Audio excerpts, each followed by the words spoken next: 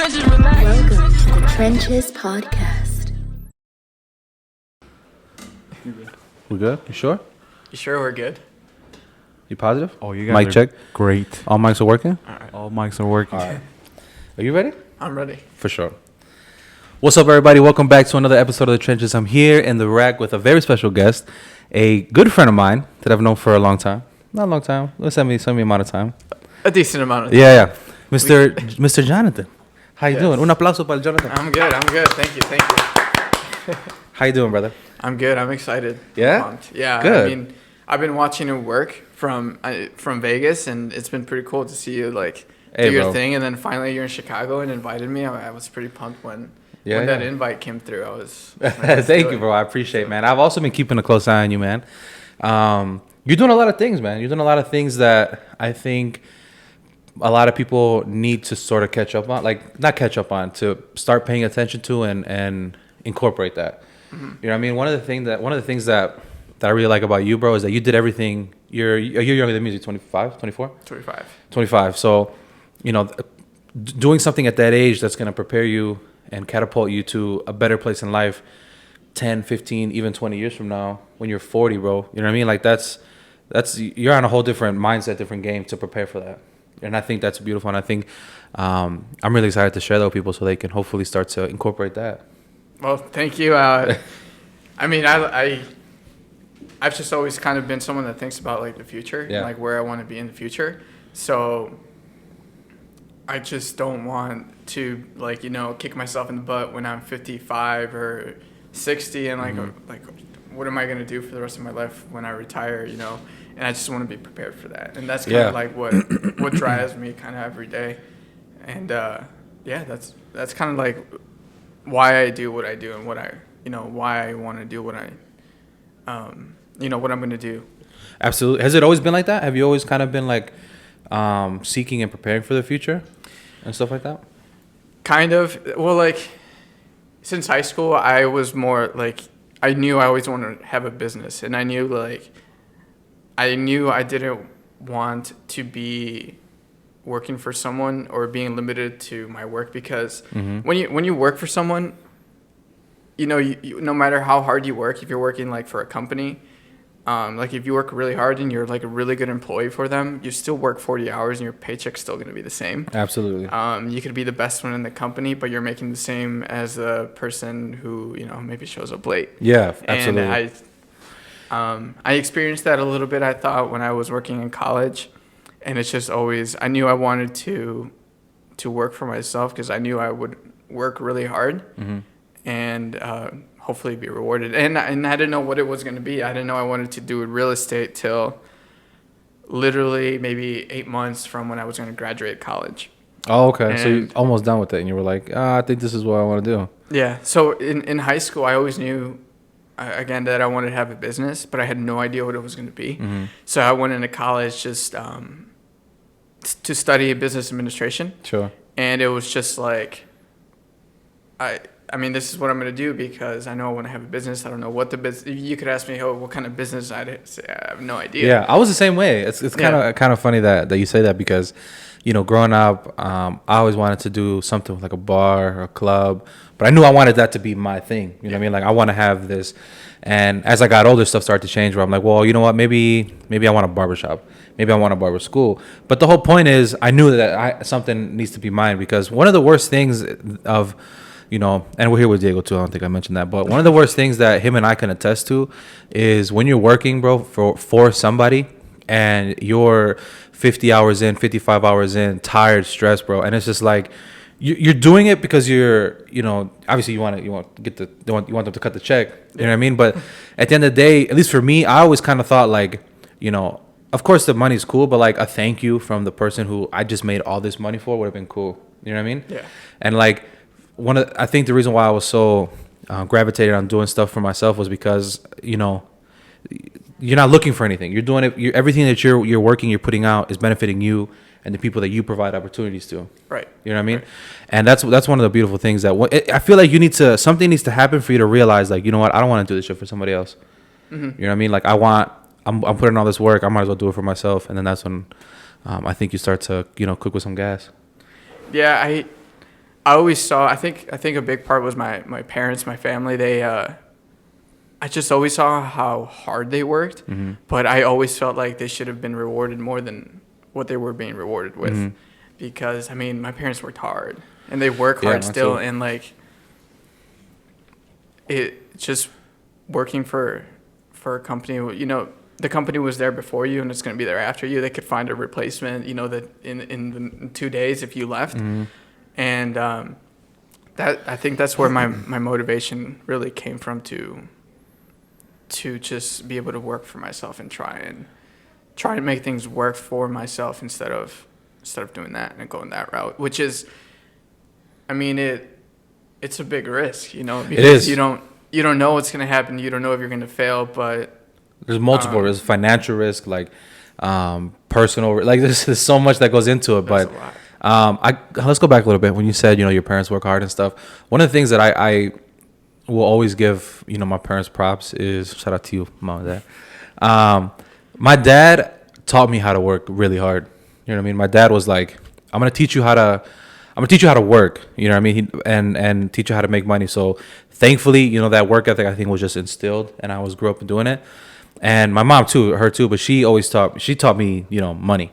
She taught me, you know, how to budget and stuff like that. But one of the things that I had to, which is why, you know, I'm gravitating towards you, is because, you know, I want people to teach me how to invest money and make multiple streams of income without me having to work 60, 70 hours. You know what I mean? And I think that's really big in the Hispanic community, bro, where it's like they're working 6 days a week, sometimes 7, if they're not going to the work, they're doing stuff outside. Like, and I think, you know, growing up with that is you know, it's necessary. You need that. right. You know? Yeah. But so when did you wanted to get into real estate, right? Once you were about to graduate high school, where did that come from? So it was when I was about to graduate college. College. Yeah. So going into college, crazy story. Like, I sometimes I just jump into things and like take that risk and try and figure it out. When I was so when I did graduate college and I knew I wanted to go to school for business, I saw how hard my parents worked, and I didn't want to. I felt like, because college is expensive. Yeah. And I wanted to figure it out on my own, so that I wouldn't have to worry them about where the money's going to come from to pay for school. So when I enrolled, I went to ISU. When I enrolled, I went there without having any idea about how I was going to pay for school. Really? Yeah, I didn't have. I mean, I had a job working for a bank in town, in my hometown. But when I left, obviously I didn't have a job. So luckily that bank was pretty accommodating. I would go like every other weekend to work and make a little bit of money.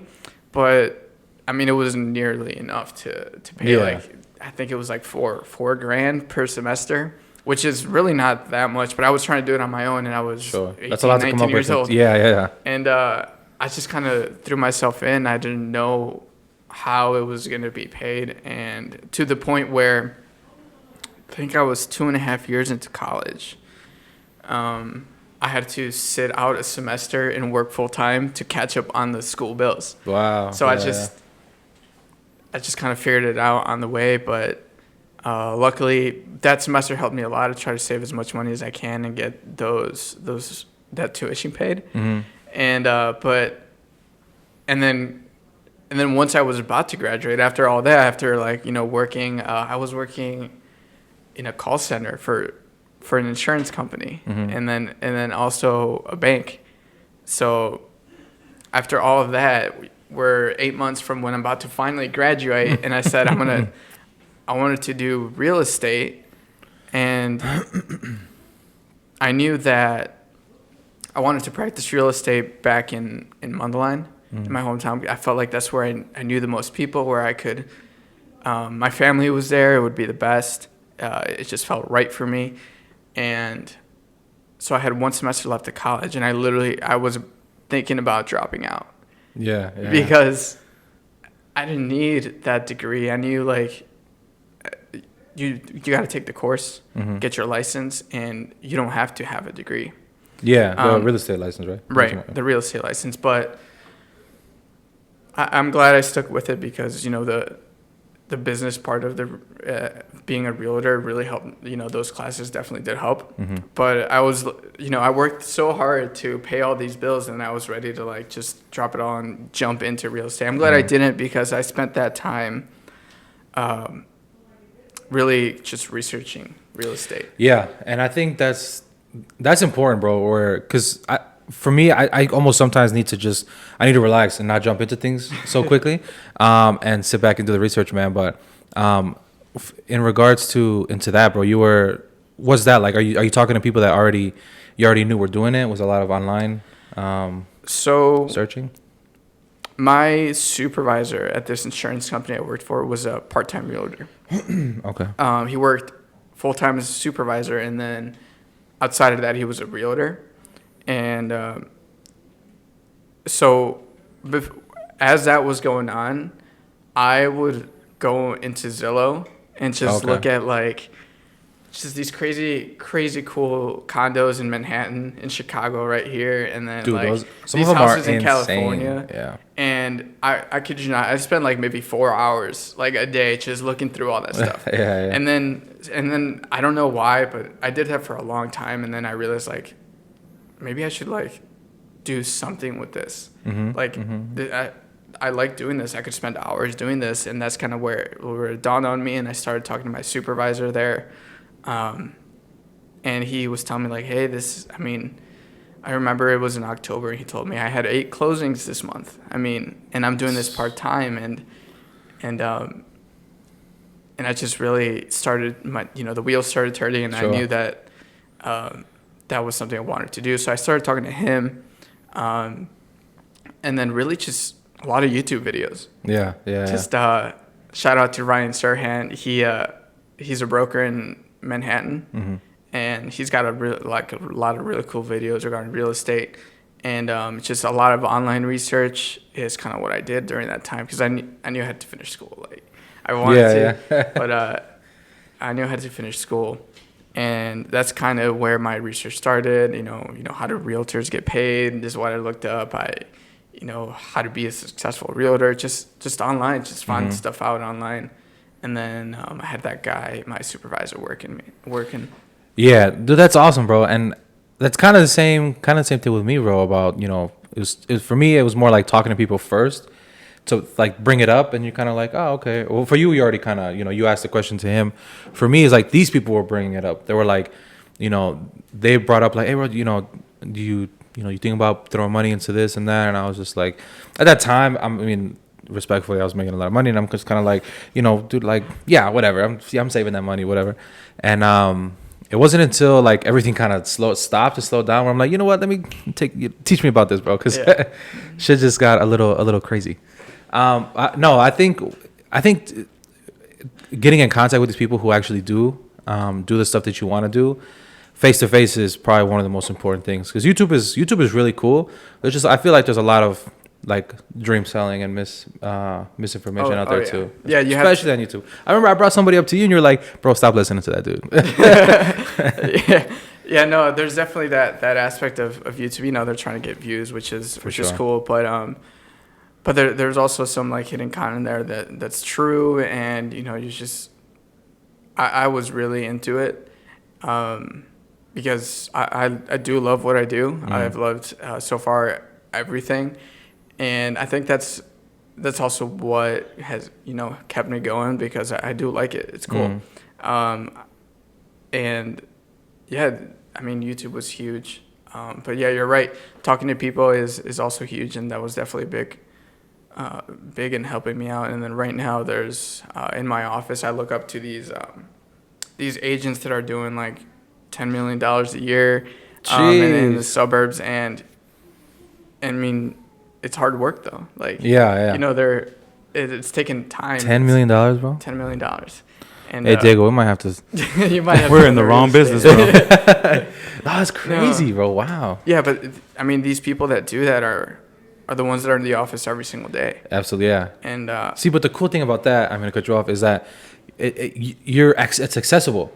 you can, you know what I mean, any type of questions or any advice you have, and you're, you know, again, you're in that place where you're learning, bro. You got a front row view of what people are doing at the highest levels. You know what I mean? Yeah. Dude, that's amazing. And so for you, I'm sure for them it's all over the place if they're doing those type of numbers. Do you sort of focus on like first time family, like for example, someone who wants to buy a house for the first time, or people that want to buy it for investment reasons? Does it matter, or like how does that work? Well, I like everything. So, but primarily right now, someone's going to go to an agent that I feel like they trust or maybe they know. And most of the people right now, because I'm 25, most of the people I know are first-time home buyers. So that's pretty much kind of my people, my clientele. Sure. And then, over time, those people are going to, it's going to be more people buying their second home, once they want to sell the house we buy now and then they want to buy a second home. But yeah, right now it's mostly, I'm doing some leases too.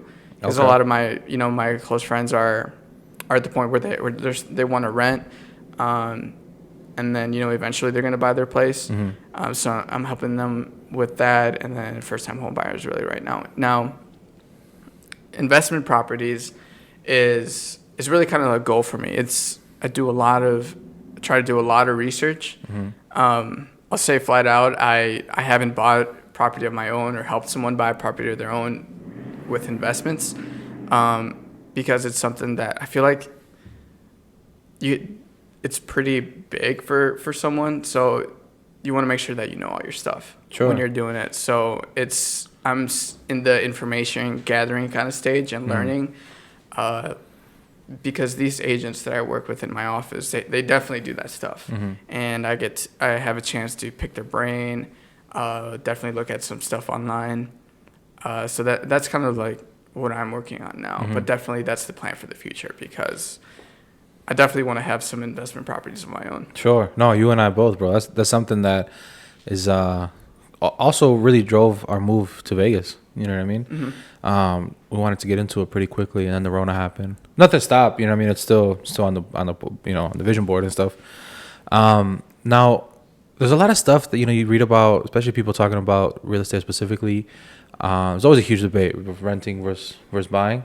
How important is it for you for people to buy and have their own home? Well, it's really important, especially right now when you can buy a house and pay about the same, if not less, than when you are renting. The really big thing is that you're building up your own equity. Part of your mortgage is going towards your house. You're building your equity, and you don't get that with rent at all. Real quick, bro. Talk a little bit about equity, because I know when I was first learning this, and even now, bro, there's stuff where I really don't know what that means. And I mean, I know what equity is. But that was one of the questions where I was very embarrassed to ask in the beginning. Everybody kept throwing that word out. I'm like, dude, I don't know what that is. So I'm sure there's people out there, bro. And if there's not, whatever. Talk a little bit about equity and how that works when you're paying off a home. Yeah, so it's really kind of, I guess it's kind of really just a fancy word for how much of your house you own. So in simplest terms, let's say you put down like $4,000 for a down payment towards your house. And your house is worth $200,000. Your equity is $4,000 out of that $200,000. You say, there's other things involved, but in simplest terms, that's it. And your equity is just how much of the house you own. So if you have, you get, after a long time, you make your payments, and let's say you own half your house and it's worth $200,000. You have $100,000 in equity. It's just how much of it you own. So,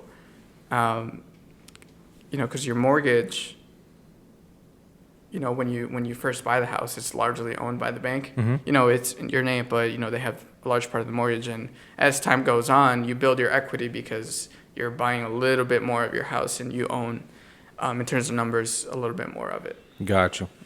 Perfect for everybody. It's just a fancy word for how much you own. I got you. Dude, yeah, there was a lot of those, like, what does that mean? I don't want to ask. You know what I mean? Yeah, that was really, at the beginning, it's like, what do all these words mean? And then it's really just sitting down and looking up what all this stuff means, and just slowly doing it. I mean, I didn't know what equity was when I was just sitting through Zillow and looking at it. I didn't know what all that meant. I just knew I liked it. Yeah. I got you. What's it called? Real quick, bro. Let's kind of get into, so when for example, people are our age, 25, right? A lot of them, finished college a couple years ago. They're working and stuff. Do you recommend that people, buy, immediately, like kind of sooner than later? Like, is there really because I'm sure, I see it all the time too. There's really no age to where you shouldn't. But is there like an advantage to getting a house pretty early on? I think so. I think the earlier you get started, I mean, everybody's situation is different, but I think the earlier you get started, the better for you, because you start building that equity, and then you can use that equity, once you sell your first home, to buy your next home. And just the earlier you get started, it's kind of like a cool money saving type of tool, because you're not just paying rent and you're never ever going to see that money again, but you're kind of, it's almost like you're putting a little bit of money aside, and it does help towards your future.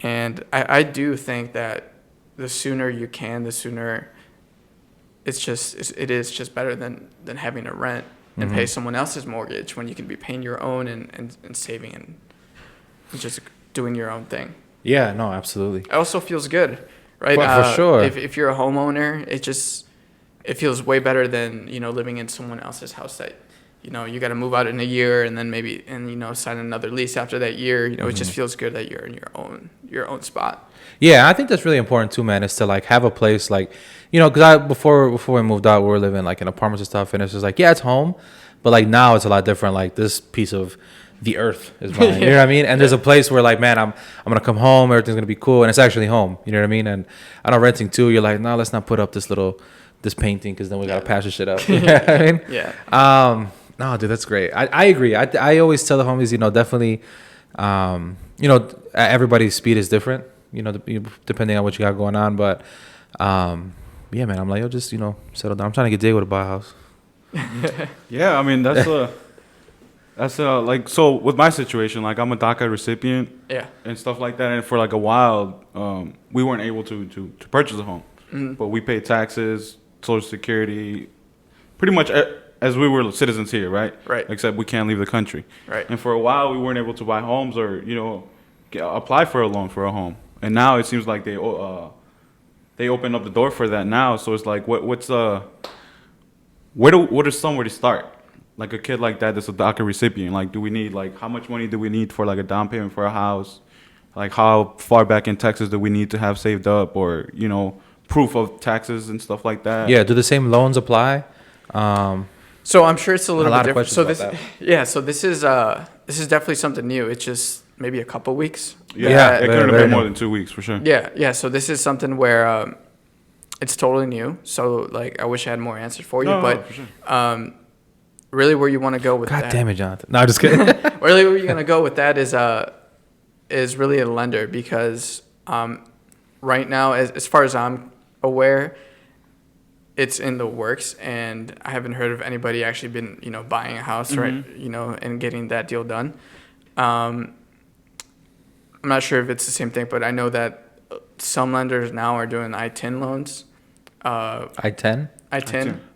So if you're... What is that? So an I-10 number is kind of like a social security number for someone who is not a citizen, but I guess a resident. Yeah. And you're a taxpayer, so it's your taxpayer number. Okay. But you're not really a U.S. citizen. I got you. So for the longest time, you couldn't own land, or you couldn't buy a house if you didn't have a social security number. And the downside with those is that they do ask for a pretty large down payment. It can be like 20%, which... Ooh, a lot. Which can be it can be a lot for someone, whether you're buying your first house or even you're older and you've got money saved. That 20% of a house is still a good chunk of change. So that's kind of the downside. I'm not sure how the DACA program is going to work. Hopefully they do have a little bit more help where you don't have to do 20%, but I think that's still in the works, something they're still figuring out. And then the second part is you got to find a lender that does it, because it can be kind of risky for them. And it's really just, it's in the works. It's new. Right. I'm hopeful because there's a ton of people that would benefit from that, and a ton of people that would want to buy their house. There's only, I believe there's only 700,000 of us. So I think, there's going to be a lot of people that would benefit from that, you know? Yeah. Yeah, that's 700,000 new homeowners potentially, you know?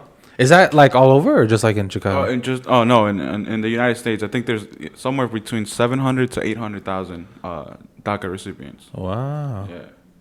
So it's, you know. Yeah, no, that'd be so cool to see, man. I mean, I pay my taxes, so I would love to own a home, you know? Yeah. No, dude, that's man, that's kind of wild. I wonder. I can see what you mean by it being a risk. So it's just finding a lender that's willing to do that. Now, let's kind of this might apply to the DACA stuff, but the down payment, that's something that scares a lot of people. And I remember in the beginning too, I was like, because usually when you go like on Zillow, not Zillow, other stuff like Realtor.com, they'll automatically put 20%. Yeah. You know what I mean? And it's like, hold on, bro, I don't got 70,000 to give you a cut a check right now. You know what I mean? But in learning too, there's different things that we kind of talked about a little bit. Those 3 different type of loans and stuff like that, to where you can get as little as 3%, 5%. So let's talk about that a little bit, because, you know, drop from a $200,000 house, 20%, what is that, 40 grand? Mm-hmm. You know, to, you know, a $200,000 house at 3 to 5%, bro, we can get a couple of those. You know what I mean? So let's talk about that for a little bit. No, so I blame Realtor.com, all those sites, because not that they're not good sites, but wait, we're boycotting Realtor now. Okay. But that is kind of a misconception, because the 20%, as far as I know, is really kind of more for investment properties. I don't know if you can get around that, but if you're just a person that wants to buy your own house, you can do a down payment as low as 3 to 5%.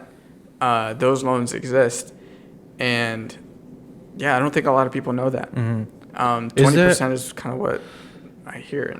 Is that, I don't have my calculator, but is that common? Like where you'll see that 20% stuff?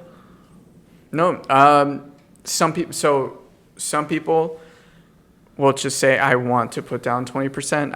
I've had clients do that because they've got the money saved up, or maybe they've sold their house where they built up their equity, and they want to just transfer that over to their new house. So that equity they use as a down payment. Oh, look at that. Yeah, so that's kind of... we'll go into that a little bit. Yeah. If you're a first-time home buyer, you're not likely going to have that. You're going to be in the spot where you're probably going to put down 3 to 5%. Mm-hmm. And that is right now, like, really good. That's amazing. Yeah, 3%. And obviously there's other fees and, just closing costs. But 3 to 5% is generally kind of like what you pay. And if you want to own a home, and you don't have that 3 to 5%, if you really want to, maybe in like a year, maybe even 2 years, if you save a little bit, that you can start working towards owning your home and putting down that much. Yeah. Producer Diego, bro, look up how much. Let's just go for 5%, right? Okay. Let's go 5% of 200,000, bro. Just to 10 grand. Is it 10? I need a calculator for that. You see what I mean? That's why I'm a barber, bro. Okay, yeah. See, 10 grand. That's you're talking that versus 40, bro. That's way more obtainable. And bro. So something like that. Like I know people that have 10 grand, bro. Like you know what I mean? Like nothing. But I don't think they really understand that. Like, bro, for that plus obviously the fees, you can get yourself a piece of land that you can live in and eventually make money on down the line. You know? Yeah, and no one knows where the real estate market's going to go, but if you find something where you're comfortable and you really like it and you're there for a long time, when it comes to selling, you're going to have that equity built up. So we're good? Yeah, you go. One of the first things you want to do is speak with a lender. Mm-hmm. Because they're going to be the experts on the loan itself, and they'll do like a pre-approval, and you'll give them basic stuff, pay stubs, and they'll be able to tell you, all right, this is how much house you can afford. And once you actually pick a house, you like it, and that lender starts working, those things can be adjusted. Sometimes these lenders will work and your down payment may be less, depending on, your financial situation. So, that 3 to 5% is really kind of like a guide, kind of, because it's what you want to have. You want to have, I think 10 grand is a good number. Yeah. And then. Yeah, I feel like it's almost, you don't want to go too low. You know what I mean? So how does that work, bro? Like, is it better to, obviously you would like to pay less. I would like to pay less, up front. But is it better to almost give a lot, like in the down payment and stuff? Well, yeah, it is, but it's not like a barrier that you should have, where, I've had people that pay a really low down payment, but they still own their home. It's gonna take them longer to build their equity, but regardless, you're still building that equity instead of, paying rent that you're never ever gonna see again. So it definitely, it does help to have a bigger down payment. It'll help you with the loan terms. You'll get a better monthly payment, better rate. But at the end of the day, I think it's better than, paying rent, every single month. Yeah. No, dude, for sure. I had a quick question, man. So I always like I heard you say, you got to find a realtor and stuff like that. How do you go, how do you know you got a good realtor that's looking out for your best interest? And how do you go about that, man? Just looking for the right person to help you through all that. So I feel like you got to look at a couple people, right? You don't want to, just with anything, you don't want to just talk to one person. You want to, ask that realtor how they work. That realtor should ask you, how you want to, let's say, be treated, how you work. Do you only want to talk, in the mornings? Is that when it works best for you? Those are the things that I do, I like to go off what is best, how do you want me to work for you? Because if you're hiring a realtor, that realtor should be working for you, really. So I would say basically interview them, and then just kind of get a feel for, why this realtor, if you guys click, because it's really what it's going to come down to, how your relationship between them, and then figuring out, that realtor should have your best interest in mind. The way I work is, you really want to find a place where that, you don't want to push someone to buy a place where they're not going to be happy.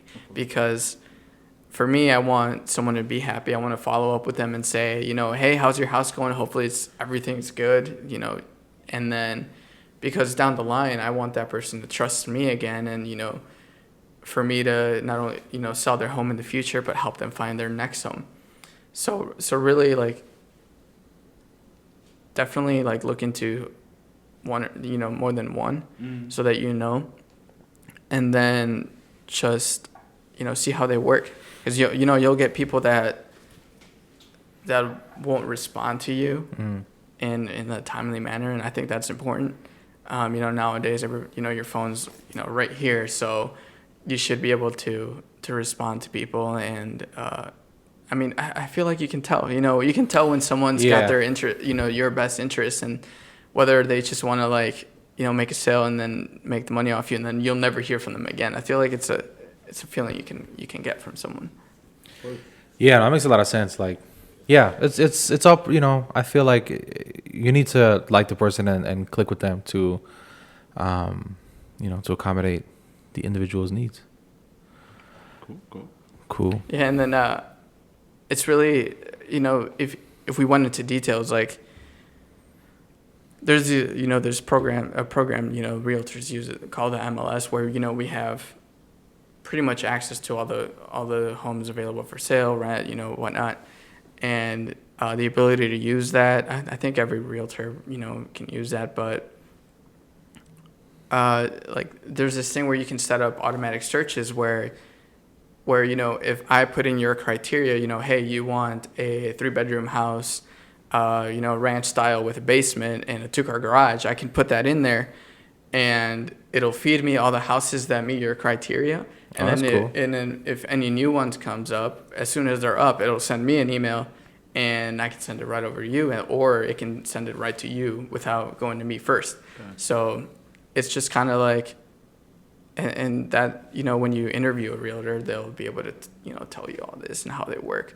And then for me, I like to say I'm a professional realtor because it's what I do. There's some people you'll find that, do it maybe as a part-time job, or maybe, and that might work for them. And if they're in the afternoon is when they're doing the realtor stuff, and in the morning they work, that might work for you because you might be doing the same thing. You have your full-time job in the morning and you can't even talk to them during the day, so that might work for you. But it all it depends on that. Nice. Send those shots, bro. It's part-time. No, just kidding. I got you. So you, besides helping people find their, forever homes and stuff like that, you mentioned that you want to get into have investment properties for yourself.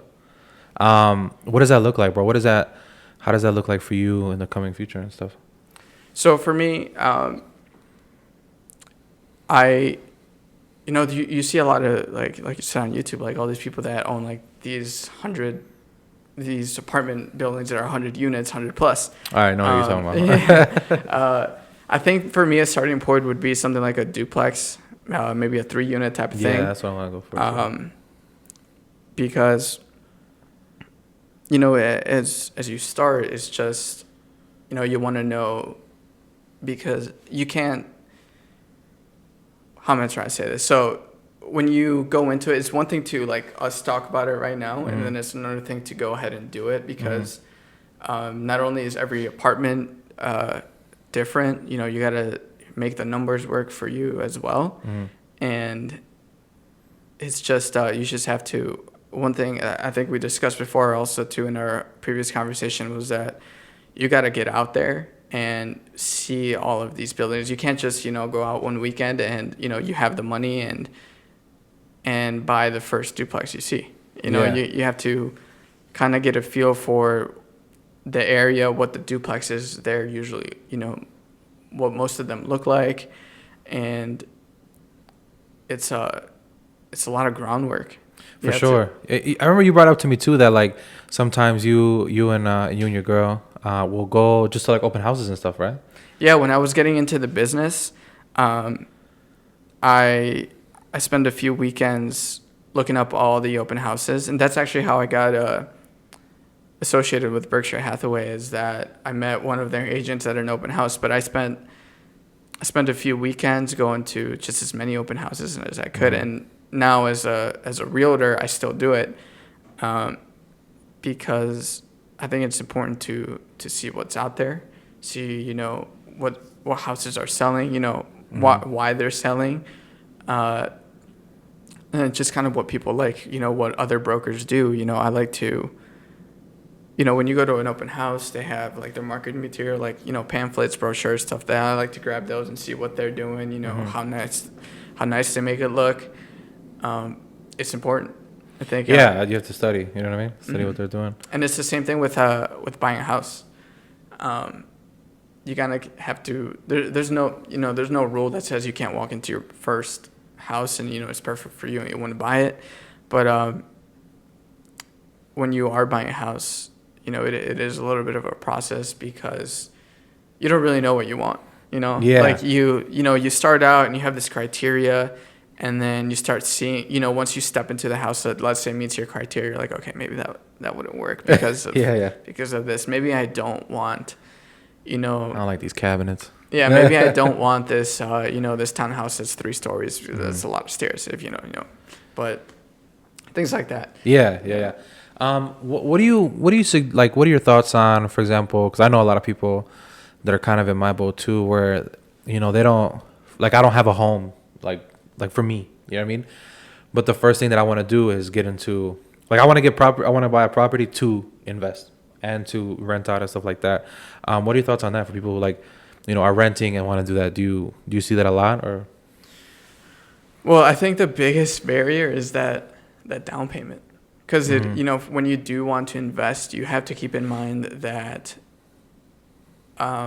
there's not a lot of assistance that you're getting through like these, like, I'm sure when the DACA program gets rolling, there's going to be some sort of down payment assistance.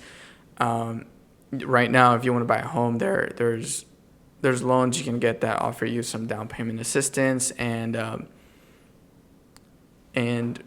when you're going to invest, that's not really the case, because it's an investment, and it's like a second home, right? But you can make it your first home. Let's say you want to buy like a duplex. This is house hacking. Yeah. So we'll talk a little bit about it, 'cause maybe some people haven't heard that term. Yeah, so it's like, let's say you're going into a duplex, you buy this duplex, and real quick, a duplex is a building with two things, just in case. Two units, like a two apartment building. You live in one, and then you rent out the other, and then that's just kind of, it's called, I guess, house hacking, because that other unit's helping you with the cost of the building. And so it might even bring enough cost so that it's covering your part of the duplex, and then maybe it's even covering your entire mortgage. Who knows? But that's pretty much house hacking, because it definitely helps you. That person renting is helping you build equity in the place, and then eventually once you have that, let's say you put in most of your money for this duplex, and then you want to maybe get another duplex, you could rent out that other unit you're living in. So you'll have both units rented, and then you're going to go get yourself another duplex. Yeah. And then if you do that, and you don't sell it, 30 years from now, you're going to find yourself with this duplex that was paid for by tenants throughout the years. So, in the future, that could be your retirement, or, that income coming in, if it's paid off, you don't have a mortgage, that it comes, minus the expenses of, because, there's expenses with owning an apartment building. Yeah. Once you have that rent minus those expenses, that money's for you. It's all you. You've worked. I mean, it's one thing to, it's one thing to say like, hey, just hold on to this building for 30 years. But that can be pretty hard, because, you might run into financial trouble, and you're going to be like, I got to sell. Yeah. So it's one thing to just say, and then one thing to do it. But I think the biggest thing someone's got to realize is that it takes time. Buying an apartment building, it's not going to make you wealthy overnight. It's a good tool to save money, but it's going to take time. It doesn't happen overnight. Like we said earlier, you got to put all the research in beforehand when you're going to buy this place, and then there's maintenance stuff, you got to keep up with. There's quite a bit to it. So anybody that wants to do that, you want to make sure you're doing, a lot of research and crunch the numbers. But I think it's a good tool to, over time, it's a good way to save money and and build equity. Dude, I met this guy. I cut his hair back in Vegas, and he's 24. I think he's 24. He just turned 24. I forget where he's from, but he had a bunch of ATMs. That was like his business thing. And then, bro, he just bought a 4-unit building. I think it's 3-unit building, and did all the construction himself. Like, just YouTube videos, did the floor. Bro, he showed me the before and afters, and it's absolutely beautiful. Yeah. And he lives in one, and he's got the 2 renters. And he's basically like, yeah, them 2 combined pay for the mortgage and some.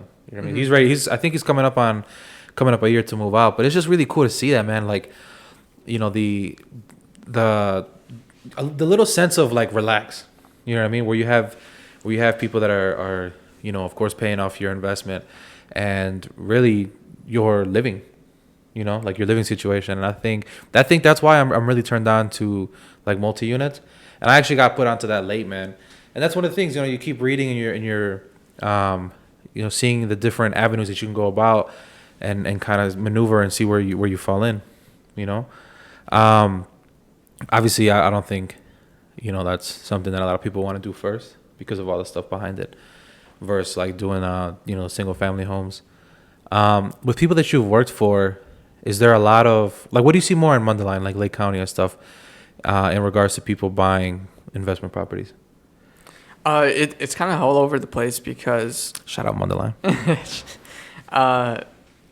Because I've worked with a few homeowners, landlords that have maybe just one townhome. Townhomes can be pretty popular with that because they can be affordable. They can be more affordable. There's other fees associated with having a townhome because the maintenance the outside maintenance is taken care of. Yeah. And it's not free. So you see that. I mean, it depends because you always hear, well, at least I've heard, like, a single family home you don't want to buy for an investment, but I'm sure there's people that make it work that run the numbers, and if you get a good enough deal on a home and the rent rates are right for your area and if the numbers work, they work. Yeah, and for sure. You can make it work. And I feel like it depends on that person too, because there's people that are really ambitious and are going to want to buy an entire apartment building.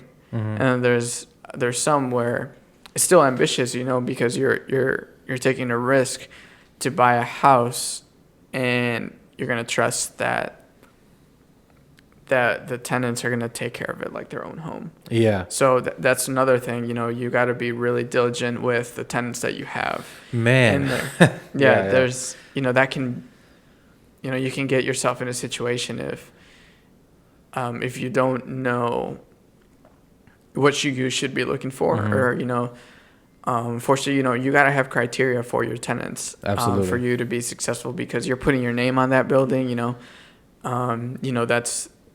that's your stuff. And that's one thing you got to look into. It's your baby, bro. It's a lot of, it's just something that is yours. You know what I mean? And shout out to my pops, man. He bought a house off of my uncle way back in Round Lake, Round Lake Beach. And, we fixed it up or whatever. And I remember, man, I was there helping him. I was young and shit, but I'm helping him, paint and stuff. And he's like, yeah, we're going to have people move in. And he's super excited. And, bro, these people trashed this place, bro. I'm talking holes in the wall. There was literally poop on the floor. Dude, I remember we walked, and we had police come in and get them. It was a whole thing, bro. It was a big situation. And, but, again, my dad, I don't know. He probably didn't go about it the right way in certain areas. But it's just man, I remember the look on his face, bro, when we went in there after everything was out, and it was just bro, almost in tears. Now we have to, redo it and stuff like that. Thankfully, since then, you live and, you learn, and, thank God we've been kind of cool with that house, with renters and stuff. But that I saw the ugliest side, man. And I remember after that, my dad was like, you know what? I'm cool. I'm gonna stick with this one, and that's it. And, it was sad to see, bro. It was pretty terrible to see. All that stuff happening, but looking back now, that was probably about 10 years ago. Yeah, about 10 years ago. So I think he's doing his thing in the house now. He's I think it's paid off now, so now he's enjoying it a little bit more. But yeah, man, the tenants, that's the number one thing you hear too. My friend, the one back in Vegas, he bought it occupied. Is that what it's called? Owner occupied, where he had those people in there, and they don't even know that he's the owner. It's pretty cool. He's got a management company and stuff like that. I also want to touch on that too, with people in the investment side with management companies. Do you recommend that for people starting out, if they got one home or one apartment and stuff to do that, to collect rent and all of that, or kind of touch on what a management property does? So that can be tricky, because if you've never done anything like fixing stuff around the house, then there's no way you're just going to start one day, tomorrow you're going to be this pro. So what I see more and more again is handyman, just having someone that have a good relationship with, that knows that stuff, that can get out there and fix something if something's wrong, because that's a totally other thing also. Where, if you want to own property and that's your home, let's say it's 2 a.m. and a pipe bursts You know, do you want to be the one out there at 2 a.m.? Do you know how to do that? You know Negative. how to fix it? Yeah. No, I don't. Yeah. And that's one of the other things you got to think about when you own it. And that handyman, I think that's the route people are going for, because you can hire a property management company, and it would probably work if you have a lot of units. Because once you get to a certain point, you have a lot of units, you know, something's going to go wrong pretty often, or someone's going to need your help pretty often. And if you have just a couple houses, you maybe won't, you know, the tenants won't reach out to you as often. And maybe you just have a handyman, or maybe if you can do it yourself, you do it yourself, if it's just, you know, a few times out of the year. But if you do have a lot of units, I think the best route is a property management company. Yeah. Don't call me to change no light bulbs. Bro. Yeah. I'm not doing that. That's good. Yeah. Awesome, dude. Awesome. Diego, you have any questions, bro? No, man. I think it's. I asked what I wanted to ask. I think I don't think I have anything off the top of my head right now. No. What about you, brother? What did we miss? So just so the people does know, have man, more where can they find you? Where can they reach out to you for questions? Where do you work in the Chicagoland area or just in the northern suburbs? Like, where's your? So my office is in Libertyville, Berkshire Hathaway in Libertyville. I love Instagram. Instagram's how I keep up with him. Oh yeah. I think it's just a really cool tool to kind of show what you're up to. Jonathan Rosales _real estate. Talk to him. It's kind of where I find most of my stuff, where I like keeping up with people, because I think it's just cool that, you know, you and I, before this, we haven't we haven't been in person for literally 4 years. A long time. 5 years. I don't know.